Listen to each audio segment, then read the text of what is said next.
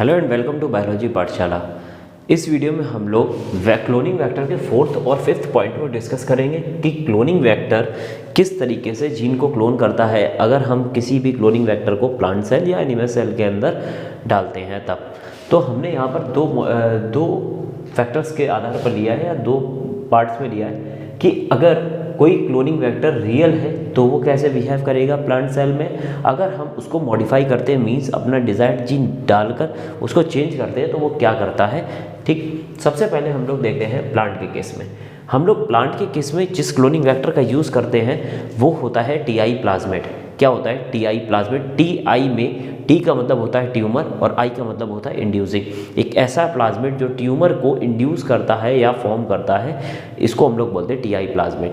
TI plasmid जिस bacteria से हम लोग निकालते हैं वो है एग्रोबैक्टीरियम। तो यहाँ पर बैक्टीरिया और वायरस का यूज़ किया जाएगा एज अ क्लोनिंग वेक्टर, लेकिन हम लोग क्लोन किस में कराएंगे? एज अ होस्ट सेल हम क्या लेंगे? प्लांट सेल या एनिमल सेल। तो यहाँ पर हम लोगों ने प्लांट सेल के लिए एक बैक्टीरिया की हेल्प ली है जिसका नाम है एग्रोबैक्टीरियम। एग्रोबैक्टीरियम ट्यूबिफेसियंस। ठीक है, ये ट्यूबिफेसियंस एग्रोबैक्टीरियम जो है वो एक बैक्टीरिया है।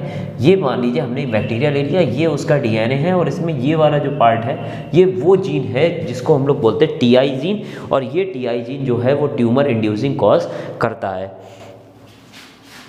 ठीक, उसके बाद में अच्छा किस में ट्यूमर इंड्यूसिंग कॉज करेगा? डाइकॉट प्लांट में कॉज करेगा। क्या कॉज करेगा? ट्यूमर कॉज करेगा। जैसे मान लीजिए हमने ये डीएनए, ये बैक्टीरिया जो है वो प्लांट सेल के अंदर चला गया।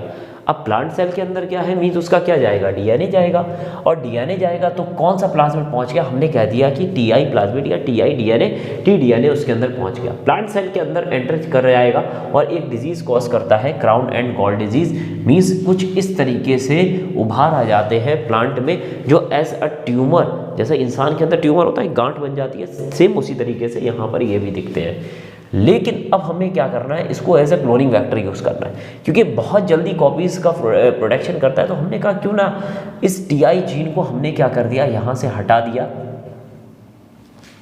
और अपना डिजायर्ड जीन जो है वो यहाँ पर हमने डाल दिया। और सेम वो जब प्लांट में जाएगा तो टी डीएनए जो होता है उसमें क्या होता है? TI gene. हमने टीआई जीन को रेस्ट्रिक्शन एंजाइम की हेल्प से काट दिया, उसकी जगह जो कटा हुआ पार्ट है उसकी जगह हमने अपने डिजायर्ड जीन वाले पार्ट को जोड़ दिया।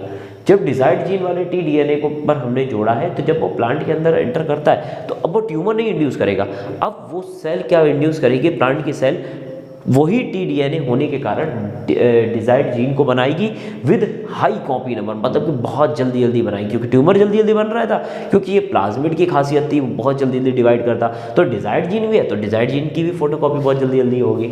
नेक्स्ट जो है वो एनिमल का केस लेते हैं। तो एनिमल के केस में हम लोग रेट्रोवायरस, एडेनोवायरस, पैपिलोमा वायरस आदि ये सब चीज़ों का यूज़ करते हैं। हमने एक एचआईवी वायरस का एग्जांपल ले लिया क्योंकि एचआईवी वायरस हम लोग ह्यूमन हेल्थ एंड डिजीज़ में बहुत अच्छे से पढ़ के आए हैं। अब हम लोग ने देखा है कि जो एचआईवी वायरस होता है इसका जो अंदर वाला प्रोटीन P18 वाला जो पार्ट 16 वाला पार्ट होता है वो अंदर की तरफ जाता है, किसको लेकर? आपको आरएनए को लेकर, और reverse trans single stranded RNA, ये हमारा क्या है? एसएसआरएनए है, प्लस इसके ऊपर एक एंजाइम है जिसको हम लोग बोलते हैं रिवर्स ट्रांसक्रिप्टेज। क्या बोलते हैं? Reverse transcriptase. ये एंजाइम क्या करेगा? इस सिंगल स्ट्रैंडेड आरएनए को सेल के अंदर चेंज करके डबल स्ट्रैंडेड डीएनए में कन्वर्ट कर देगा। ये double stranded DNA human cell के डीएनए के साथ में इनकॉर्पोरेट हो जाएगा। मींस इनकॉर्पोरेशन का मतलब होता है जुड़ना, उसके फ्रेगमेंट के साथ में कुछ इस तरीके से जुड़ जाएगा। जब ये जुड़ जाएगा तो इस डीएनए की सारी मेमोरी लॉस्ट हो जाएगी और ये किस चीज़ का प्रोडक्शन करने लगेगा? वायरस का प्रोडक्शन करेगा। और ह्यूमन अब कौन सी डिजीज से पीड़ित हो जाएगा? कौन सी डिजीज से इफेक्टिव हो जाएगा?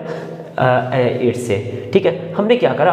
हमने देखा कि इस सिंगल स्ट्रैंडेड आरएनए में ये वाला जो पार्ट है यही इसको कॉज करने में जो है वो हेल्प करता है। तो हमने क्या किया, इस वाले पार्ट को यहाँ से हटा लिया और अपना डिजायर्ड जीन वाला पार्ट यहाँ पर लाकर हमने अपना जोड़ दिया। जोड़ने के बाद में सेम वही प्रोसेस होगी, सेम इनकॉर्पोरेशन होगा, लेकिन अब यहाँ पर वायरल डीएनए नहीं बनेगा, अब यहाँ पर क्या बनेगा, डिजायर्ड जीन बनेगा। तो हमने देखा कि रेट्रोवायरस, एडेनोवायरस और पैपिलोमा वायरस जो है वो एज अ वेक्टर भी यूज़ किए जाते हैं। किस केस में, जब वो हम लोग होस्ट सेल कौन सी लेते हैं, एनिमल सेल। और अगर प्लांट में देखते हैं तो हम लोग टीआई प्लाज्मिड्स का यूज़ करते हैं। नेक्स्ट हम देखते हैं कि सिलेक्शन। हमने देखा कि हम बार बार क्या कर रहे हैं, वेक्टर के साथ में डिजायर्ड जीन को जोड़ रहे हैं। तो हमें सिलेक्ट करना है कि ऐसे कौन से वेक्टर है जो जुड़ पाए हैं और ऐसे कौन से वेक्टर है जो नहीं जुड़ पाया, क्योंकि हम लोगों के पास तो कई सारे वेक्टर्स होंगे। तो एक से साथ ये जो आप प्रोसेस देख रहे हैं ना, ये मॉलिक्यूलर लेवल पर होती है, ये इतना अच्छे से दिखती नहीं है। इनको हम लोग इसी मार्कर जीन की हेल्प से या इस प्रोसेस के द्वारा ही हम लोग चेक कर पाते हैं कि कौन कौन से जुड़े, कौन कौन से नहीं जुड़े हैं। और जो नहीं जुड़े होते हैं, जो नॉन रिकॉम्बिनेंट होते हैं, उनको हटा देते हैं, रिकॉम्बिनेंट होते हैं उनको रखते हैं आगे के प्रोसेस के लिए।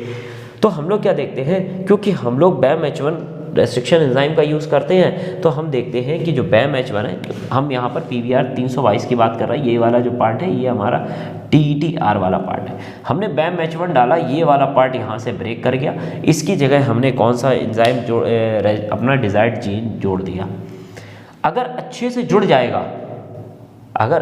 जाएगा तो रिकॉम्बिनेंट, नहीं जुड़ पाएगा तो नॉन रिकॉम्बिनेंट। अगर जुड़ गया है तो जो रिकॉम्बिनेंट है वो एम्पिसिलिन, हमने क्या कर दिया, एक कंटेनर रखा, उसमें एम्पिसिलिन डाल दिया, एम्पिसिलिन मीडियम, मतलब इसके अंदर ग्रोथ करवाने के लिए बैक्टीरिया को डाल दिया, और दूसरा डाल दिया टेट्रासाइक्लिन वाला। हमने देखा जो रिकॉम्बिनेंट है वो एम्पिसिलिन पर तो ग्रो करेगा लेकिन टेट्रासाइक्लिन पर ग्रो नहीं करेगा। क्यों? क्योंकि जब हमने टेट्रासाइक्लिन वाले जीन को काटा है तो ये बैक्टीरिया अपने टेट्रासाइक्लिन वाले जो एक्टिविटी है उसको भूल चुका है। अब ये यहाँ पर टेट्रासाइक्लिन आप डालेंगे तो इफेक्ट करेगा, इसीलिए एम्पिसिलिन पर ग्रो करेगा, टेट्रासाइक्लिन पर नहीं। जो नॉन रिकॉम्बिनेंट होगा ये दोनों मीडियम पर क्या करेगा, ग्रो करेगा। तो इस आधार पर हम पहचान सकते हैं कि रिकॉम्बिनेंट कौन सा है और नॉन रिकॉम्बिनेंट कौन सा है। नेक्स्ट वीडियो में हम लोग देखेंगे किस तरीके से हम लोग आगे की प्रोसेस करते हैं। फर्दर जो हम लोग देखेंगे isolation of DNA, recombinant DNA technology के बारे में डिस्कस करेंगे। लेकिन इससे पहले हम लोग एक और वीडियो देखेंगे जिसमें हम होस्ट को कॉम्पिटेंट कैसे बनाते हैं। कॉम्पिटेंट का मतलब होता है कि होस्ट में हम बार बार बोल रहे हैं कि हम वेक्टर डाल रहे हैं, लेकिन क्या वेक्टर आसानी से पड़ जाएगा, या कोई मेथड होगा जिस मेथड से हम होस्ट को इस आधार पर बनाया जा सके कि उसके अंदर हम क्या डाल सके, वेक्टर को डाल सके। तो होस्ट को एबल बना देना, इंट्रोड्यूस कराने के लिए वेक्टर, यही हमारा क्या कहलाता है, कॉम्पिटेंसी। और ऐसे होस्ट को बोलते हैं कॉम्पिटेंट होस्ट बोलते हैं। तो नेक्स्ट वीडियो में कॉम्पिटेंट होस्ट और उसके मेथड्स के बारे में हम लोग डिस्कस करेंगे। Thank you very much.